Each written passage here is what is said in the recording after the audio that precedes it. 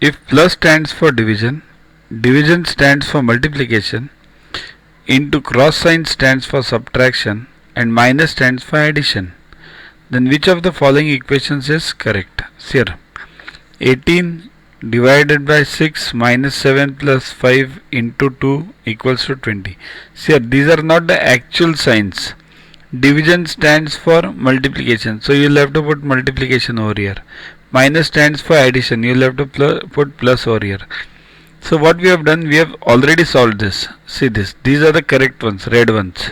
So it is 18 into 6 plus 7 divided by 5 minus 2. So that is equals to 101.4.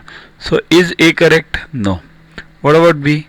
If you solve this, you will get 18. So B is correct. C and D, they are also not correct.